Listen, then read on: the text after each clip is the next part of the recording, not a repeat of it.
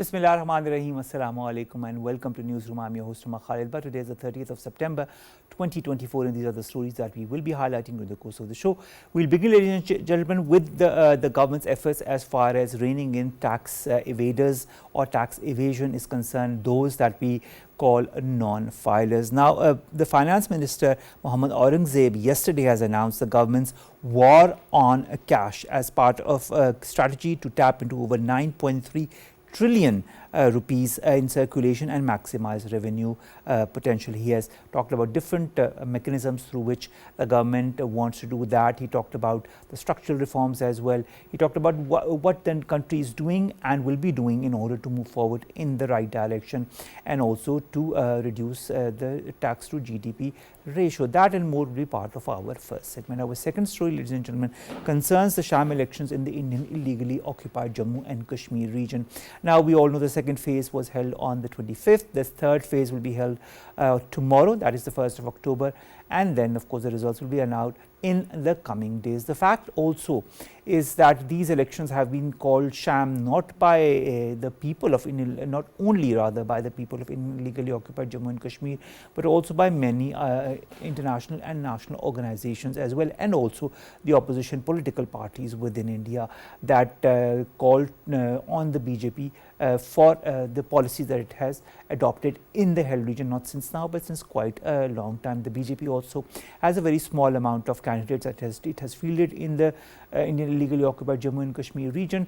There are opposition parties that a lot of people believe might get the maximum or majority of votes by the Kashmiri people, because this is what a lot of people are in the Indian illegally occupied valley are saying, that they are registering their vote in protest of what the BJP government has been doing to the region and to the people of illegally occupied Jammu and Kashmir.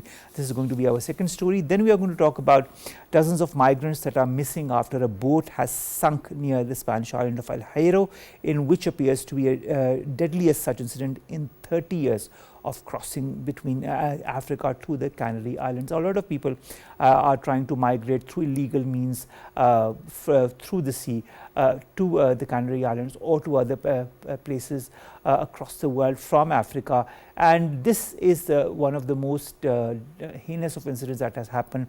Around 48 people have been presumed to be dead. Some have been caught alive, but a lot of people are presumed to be dead. This is a mechanism that has been going on since quite some time, and still, despite the number of deaths, people still continue to endeavor the wild waters and these illegal mechanisms to evade Africa. And finally, we are going to talk about the SpaceX that has docked at the ISS to collect the astronauts. We all know there are 2 astronauts that are currently stranded in space since some time because there were some issues because of which there was a delay, and now finally they are going to be brought back. But this mechanism, this whole procedure will culminate only in the month of February, but till then at least the whole mechanism has started as a SpaceX capsule that has been sent to bring back these 2 astronauts stranded on the International Space Station has now docked.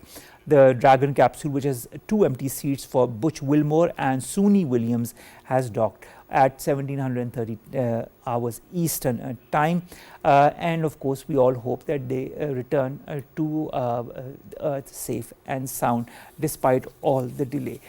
Let's begin our show, and of course this concerns the government's efforts to rein in tax evasion.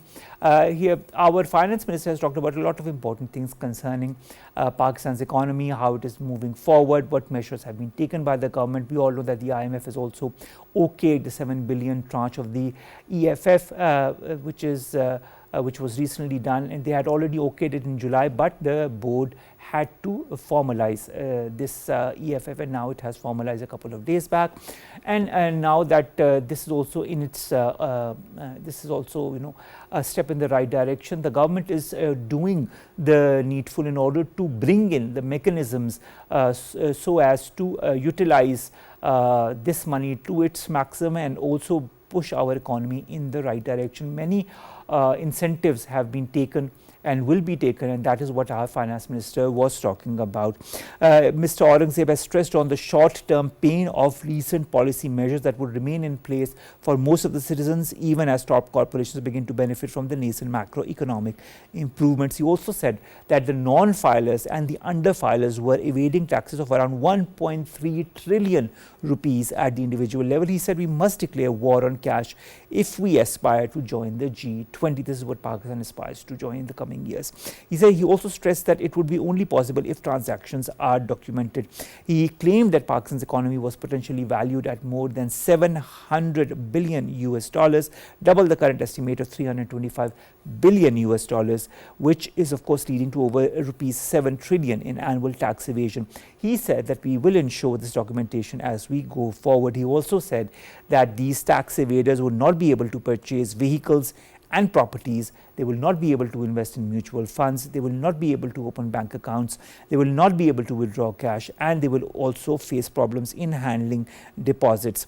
He also said that as of September the 29th this year, tax filings had more than doubled to 3.2 million as compared to 1.6 million the previous year, with over 723,000 new filers compared to 300,000 last year. The government is trying its level best in order to bring all the sections of the public under the tax net, but this seems to be a difficult procedure or process, to say the least, because the fact remains that not all non-filers want to become filers. They have some have certain reservations, others have issues, others do not even want to enter the tax net for whichever reason, lawful or unlawful, to say that. The Federal Board of Revenue Chairman Rashid Mahmood Langleal has also talked about the 7.1 trillion rupees tax gap that has to be tapped through technology and massive auditing. Now, we will be talking about all that and much more with our guest who has joined us in the studios. He's none other than Dr. Nasir Iqbal. He's a leading economist. Dr. Saab, thank you very much to have joined us. Dr. Saab, our finance minister yesterday announces the government's war on cash. He says this is a part of the government strategy to tap in over 9.3 trillion rupees, the money that is in circulation, and this is being done to maximize revenue. Potentially talks of the short-term pain of recent policy measures that will remain in place for most of the citizens. What kind of short-term pains is the finance minister basically referring to? You know, when we talk about the short-term measures always come with the revenue collections. So they are basically chasing the tax target, the revenue target they set, and they also promised with the IMF in the recent talks that they have. So now the real pain is how to meet that target.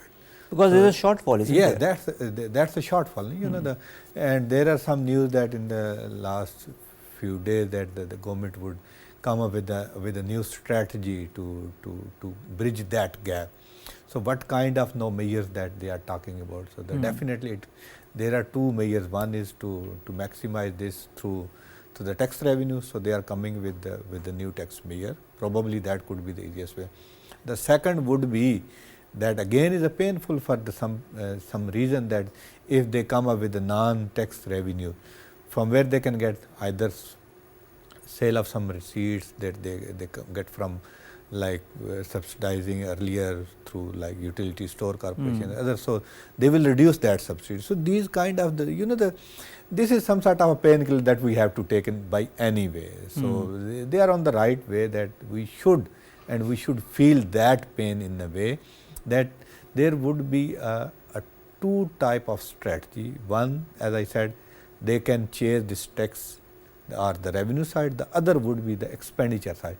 Even if they curtail the expenditure, of course, then again it's a pain, because you have to reduce your unproductive spending, either on the name of subsidies, either on the name of that packages that we are announcing, either in term of the PSDP that we have this time, massive PSD allocation, either in term of reducing their current expenditure from these protocol and stuff like that. So the pain is on the both sides.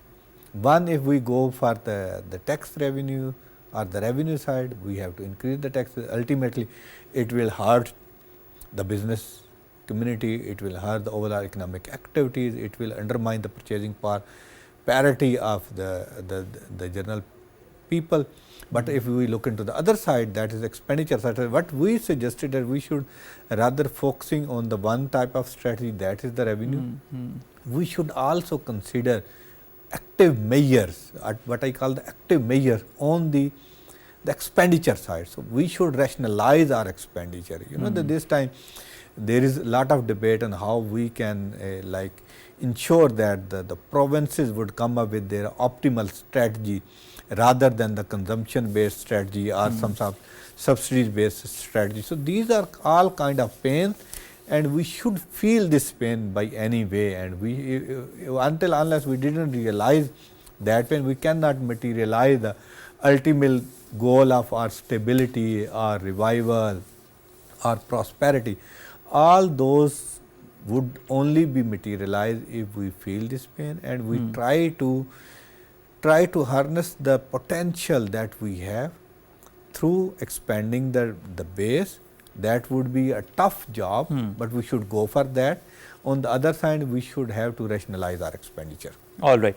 Also, the FBR chairman Rashid Langdeyal talks about a potential 7.1 trillion rupees tax cap that has to be tapped through technology and massive auditing. What kind of technology or massive auditing can he utilize to tap this gap? You know, it's always easy to report such a large number.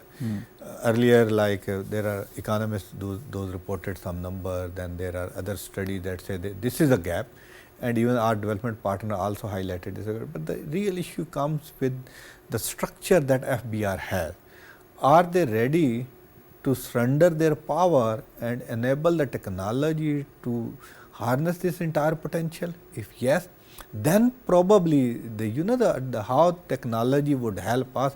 The technology would only help us in terms of identification of the right respondent, in terms of getting taxes, because now you have the data, all kind of the data. FBR has the data, mobile companies have the data, financial sector have the data, even any kind of transaction you can, it's noted there. The technology would enable you to basically reconcile different data sets and come up with without much effort, a kind of centralized mechanism. Yes, and we have the power. This is the one of the beauty of our country, that we have that power. But the missing part is willingness or will of the two parties. One, the political parties. Two, the bureaucratic structure that we have.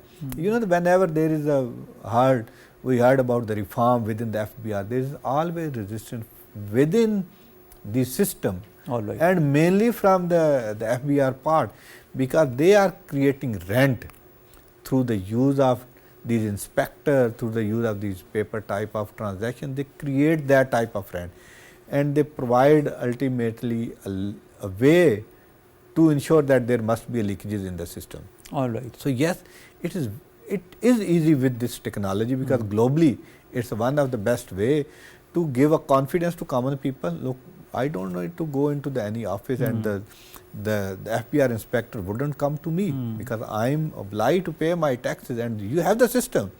You know my all kind of transaction. Why not you just nudge me through those transactions that this is the transaction you made. Exactly, because everything is digitized. So it just needs to be, put under one single platform, so that the whole process of also tax filing becomes easier.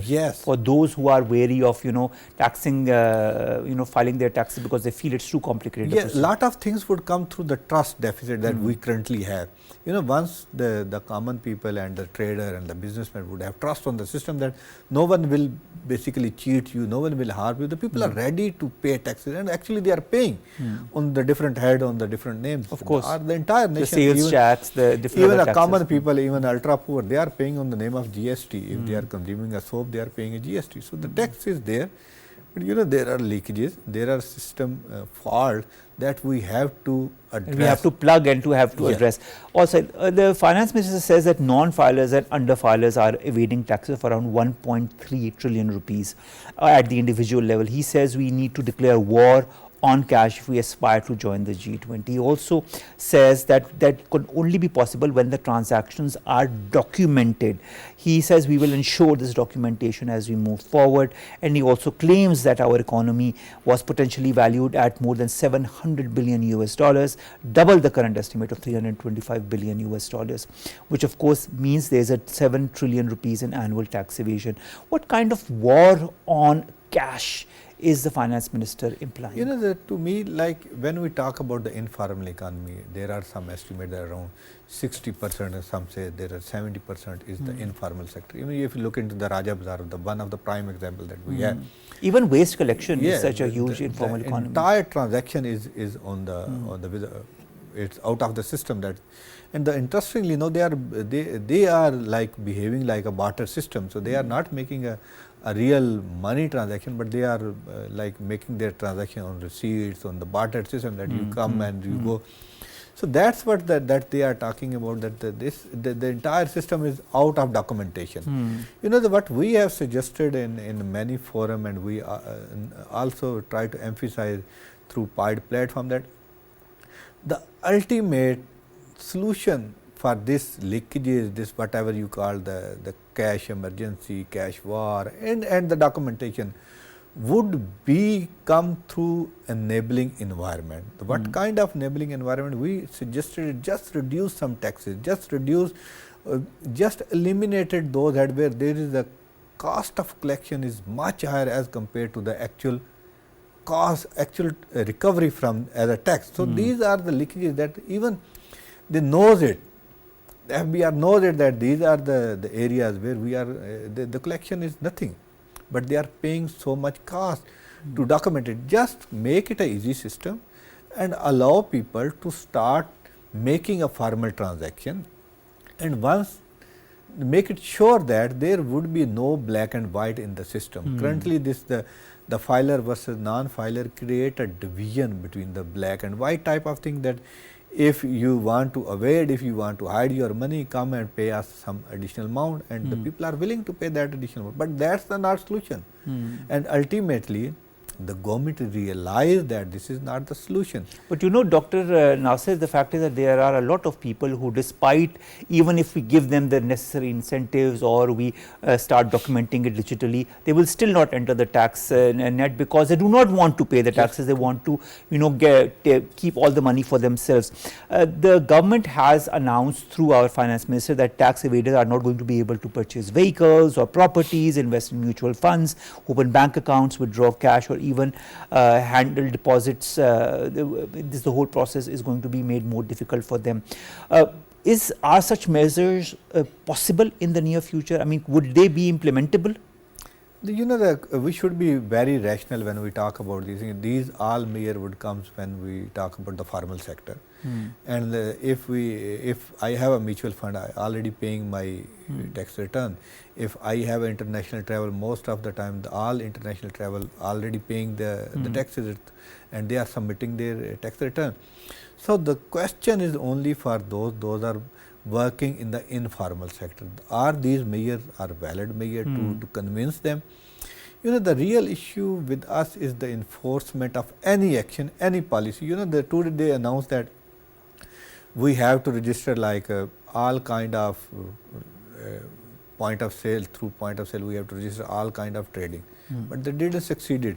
Sometimes they blackmailed through the big players. Sometimes they have their own incentive to keep this informal sector. Ultimately, we have to take an aggressive decision, and we have to ensure that we should and we must implement, enforce those decisions with the fairness.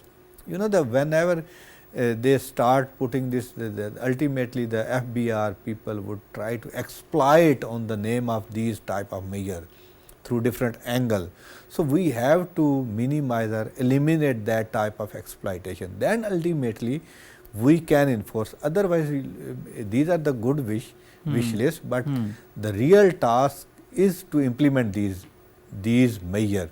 On the one hand, I think it would be easy because most of these things linked with the formal sector and they are already paying taxes. So what about the informal sector? They are not touching those sectors. And even if you you cannot like 100% register those trailers within Islamabad. How you can capture all these across the provinces where the and also the small villages have and the their small cities. own enforcement agencies and authorities. Federal don't have enough clutches, enough power to convince the provinces to ensure these type of enforcement. Dr. Nasir, our finance minister has highlighted some of the incentives, and I'd like to take your point of view on these. He says out of 300,000 manufacturers, 14% have been registered for GST, 25% of 300,000 wholesalers have been registered.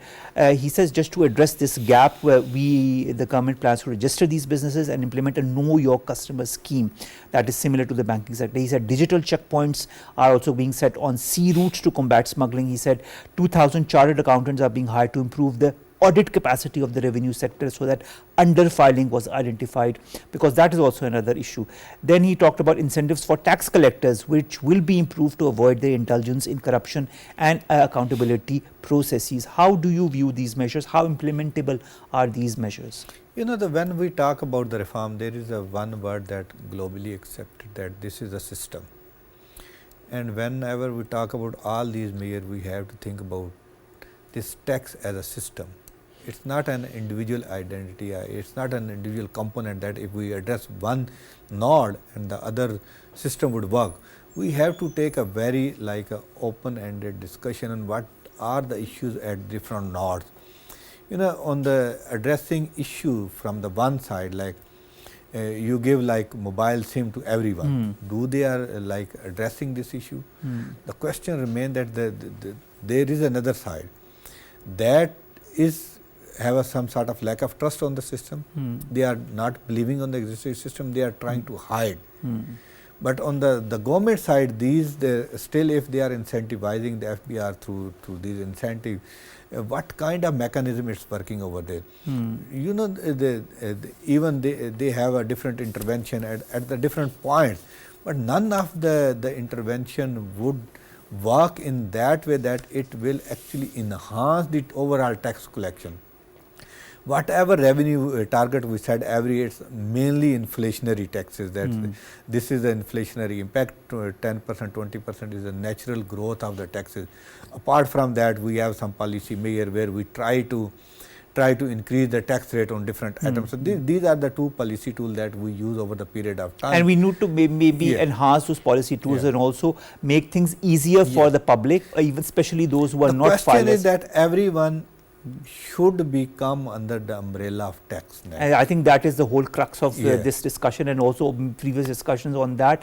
And we need to evolve a mechanism that allows everybody to come under the tax. And I think this is the crux of just what make a one-pager document where people which becomes easier. Yeah, it's a very easy. People put it on the mobile, give a income, expenditure, then the net and then you just send and it's done. And at least at the first stage, make the whole mechanism just easier. Document their income, leave it tax collection. Okay. It will become at the second stage. All right, I think so that's we are good. trying Take to it collect stage tax by at the first stage and the documentation at the second stage. Let's reverse it. Okay. Ask people to come into the net All without right. any tax. All right, Dr. Nasir Iqbal, thank you very much to have joined us and to have given us these little tidbits as far as how to move forward, as far as putting everybody under the tax is concerned. Thank you again, sir, to have joined us. Let's come to our second story, and that concerns Indian illegally occupied Jammu and Kashmir. Now, the second phase of the elections in the Indian Hill Valley has happened on the 25th, and there was a very, very low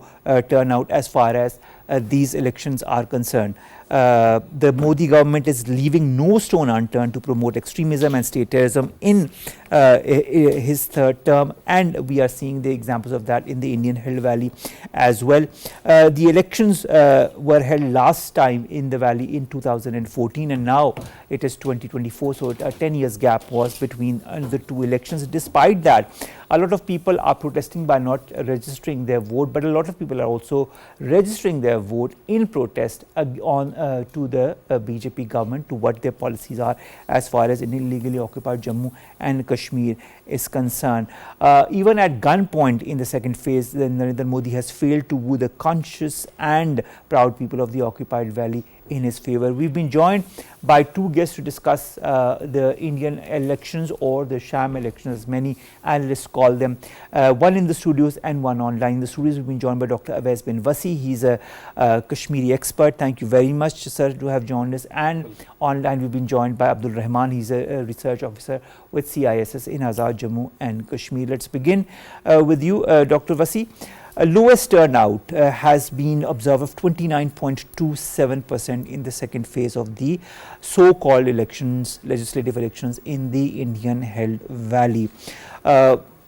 We have one more phase tomorrow, and then of course the results will be announced. How do you view this whole process of elections? Can we even call them elections as far as the held valley and the whole way it has been conducted is concerned?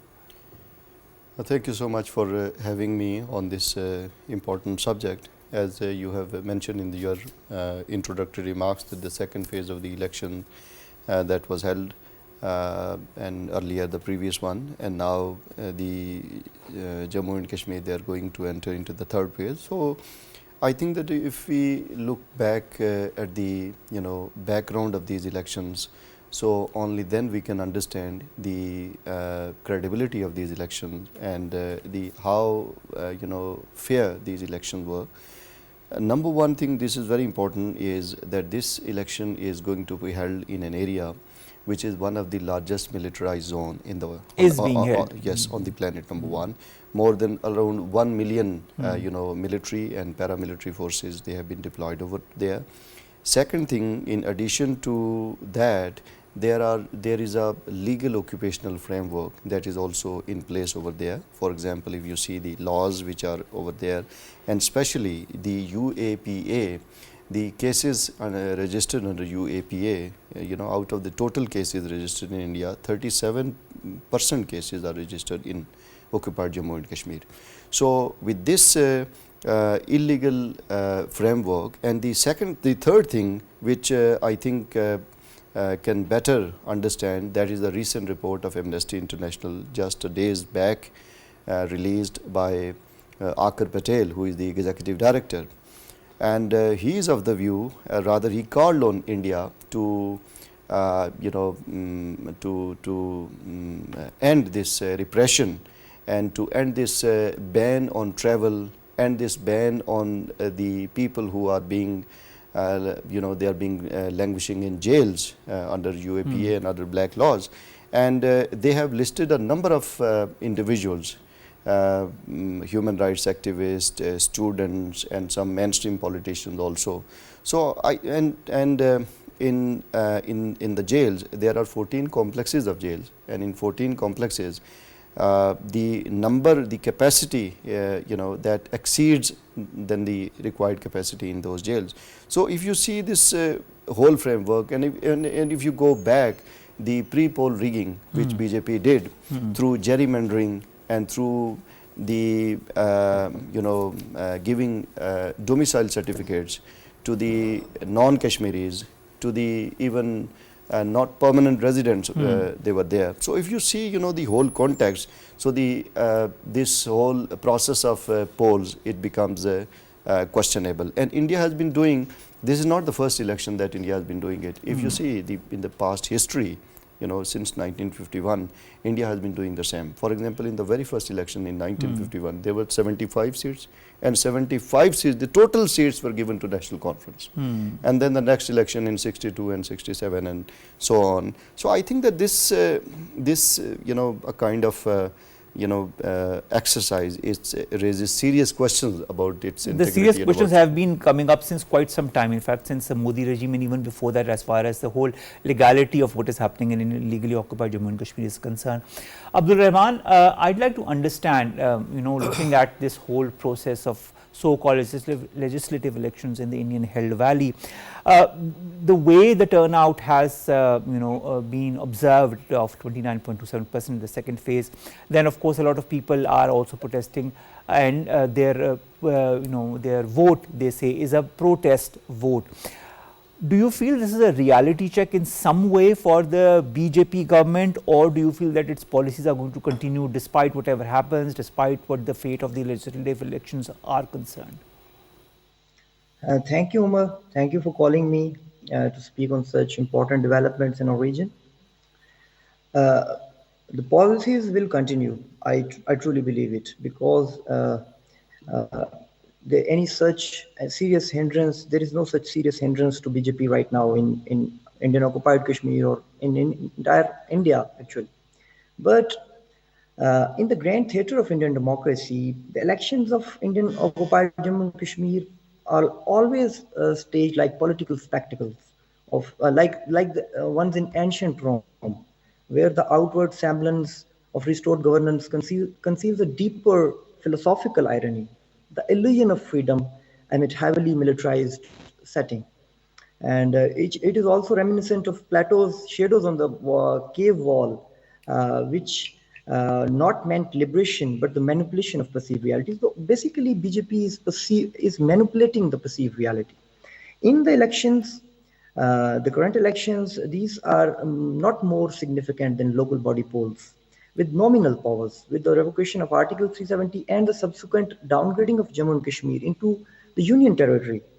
New Delhi has effectively, I believe, that they have effectively centralized control, stripping Kashmiris of their previously held pseudo autonomy. And this deep seated grief and sense of loss among the people remains palpable. When we talk about public participation in the elections, one should know that Kashmiris who have been living under the direct control of New Delhi since the revocation are deeply distrustful and hope that electing representatives, even with limited authority, may provide an opportunity to address local issues like development, healthcare, or education, which have been deeply affected and need significant attention following now. So basically, it is not significant, has not more significance than any local body elections, I believe. All right.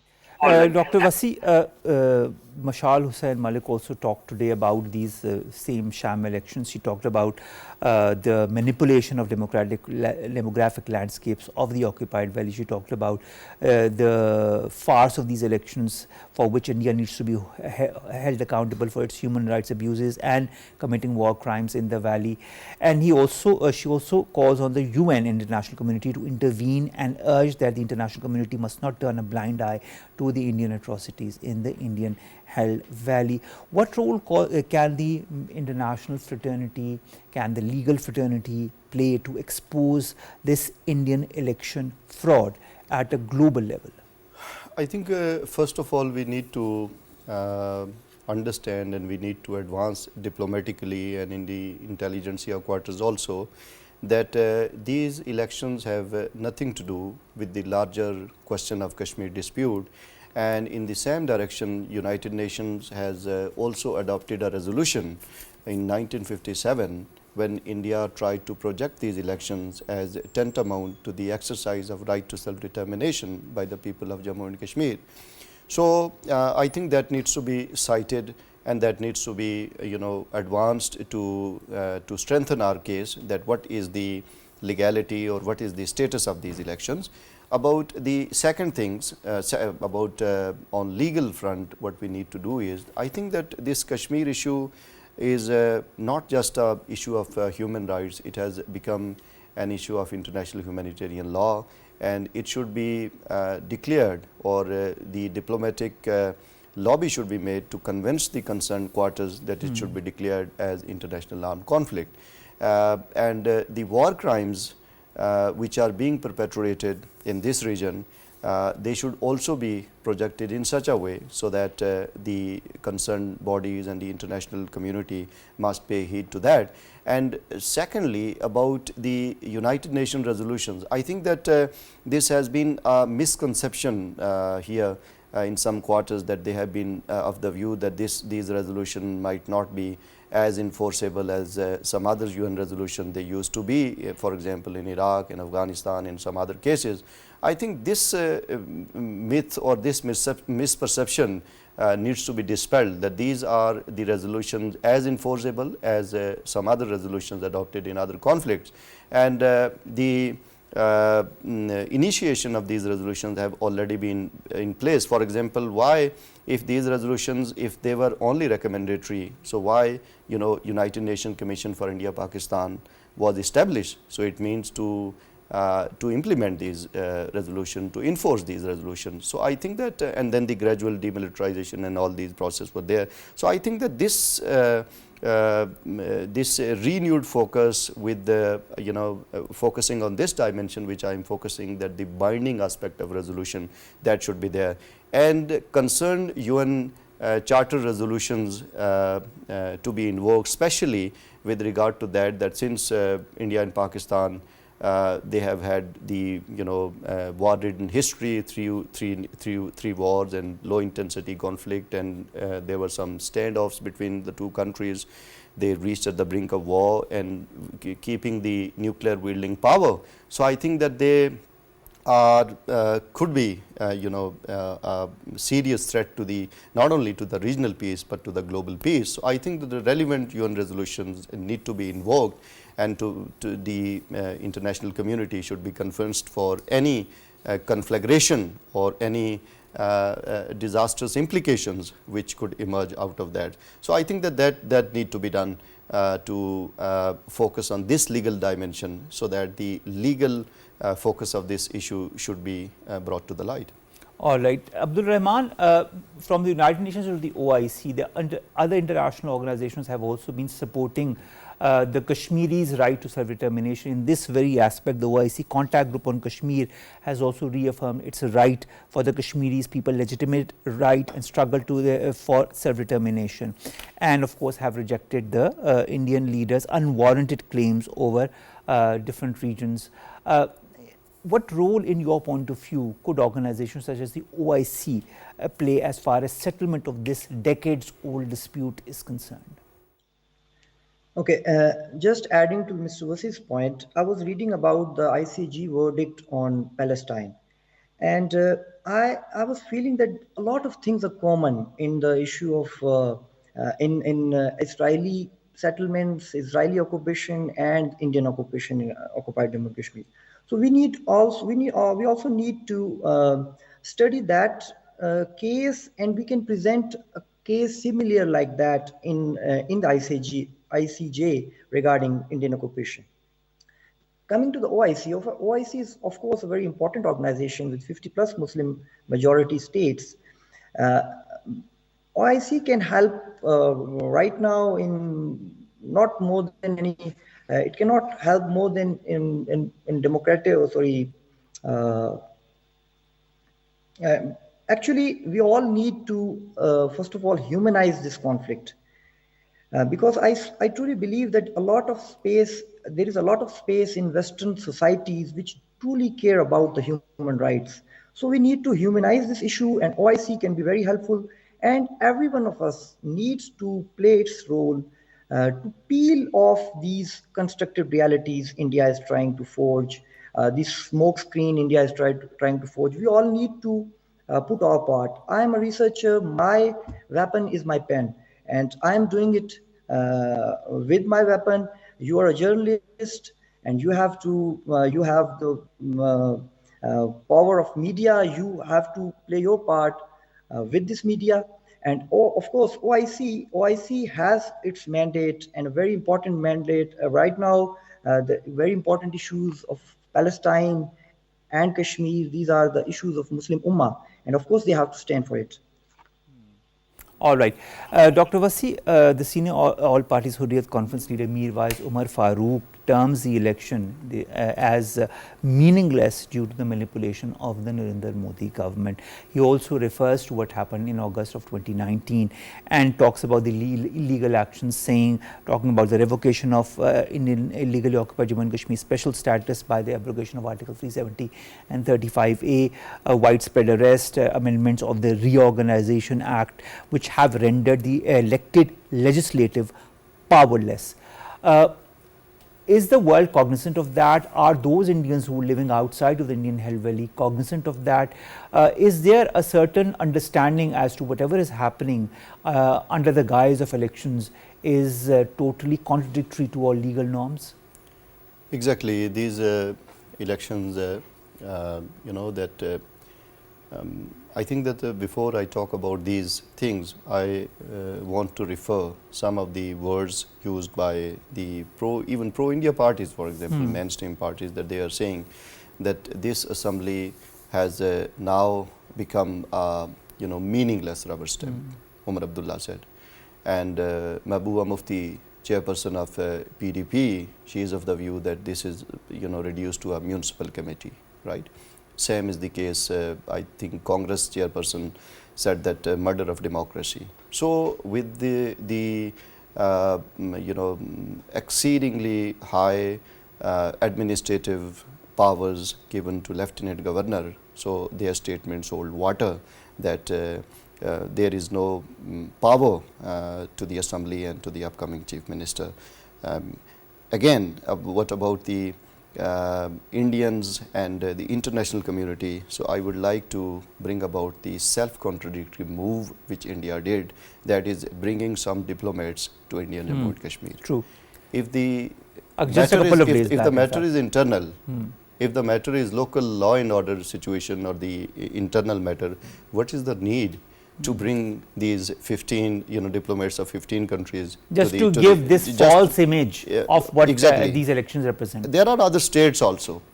Why didn't India bring diplomats to those states? One thing is that this is self-contradictory claim. It's an international disputed territory. That is why those 15 diplomats, they have been brought to that to the selected places, not to the whole Jammu and Kashmir. Number one. So I think that if you see these Indian moves, it is quite self-evident that even Modi regime, Modi administration, they are also aware that this is an issue which has an international dimension, and by holding these elections, by gerrymandering, by giving domicile certificates, and turning Kashmir into a kind of slaughterhouse, this issue cannot be eliminated, and this freedom sentiment from the hearts and minds of the people cannot be uprooted. All right, final question, Abdul Rehman. We have a final phase of these so-called legislative elections tomorrow, and then the results will be announced by the 8th of next month. Do you see a PDP NC coalition happening as a result of these legislative elections? And even if this coalition happens, what will its power be? Okay, coming to the powers, in a recent legislation, all the important powers like policing or law and order, even transfers, are given to the Lieutenant Governor. That is very important, which means that the upcoming CM will be nothing more than an elevated mayor. Coming to the PDP NC alliance, I would say that Kashmiris are trapped into devil and a deep sea, because on one side there is BJP, and on the other National Conference and PDP, which are more aligned to the Congress. And we know that historically Congress is also very lethal when it comes to the Kashmiris. So basically the Kashmiris are trapped between the devil and the deep sea. And I don't feel that PDP NC government can bring any positive change for the Kashmiris as well. All right, thank you so very much, Abdul Rehman, research officer at CISS in Azad Jammu and Kashmir, to have joined us. Thank you very much, sir, Dr. Awais bin Wasi, Kashmiri expert, to have also come all the way to the studio and to have discussed this issue. We'll of course be requesting your assistance also to help us understand how these elections are going to move forward, and how the government will continue to over its machinations as far as highlighting a very different aspect of the reality of the Indian Hill Valley from what it actually is. Thank you very much again, sir, to have joined us. Let's come to our last two stories very quickly. The first concerns the dozens of migrants who have been missing after a boat has sunk near the Spanish island of El Hierro. And now this appears to be the deadliest such incident in 30 years of crossings from the African continent to the Canary Islands. Now hopes of finding these 48 migrants who of course were part of that boat that capsized are becoming slimmer and slimmer with every day that passes. 9 people, one of them a child, had earlier been confirmed as dead after the boat sank in the early hours of Saturday morning. Emergency and rescue services have confirmed that. Finally, a SpaceX capsule, ladies and gentlemen, has been sent to bring back 2 astronauts who've been stranded on the International Space Station, and this has now docked. Now, the Dragon capsule, which has nearly 2 empty seats for these 2 astronauts, has docked this evening. The pair arrived at the station on Boeing's new Starliner capsule for an 8-day mission in June this year, but were forced to remain there because of a fault that was discovered during the flight. Now this capsule has been sent to bring them back, but the whole process will take a bit of time and they will return by February next year. With that, ladies and gentlemen, we come to an end of today's news. We will see you inshallah tomorrow with new stories and segments that pertain to you as in Pakistan. Stay safe. Allah Hafiz.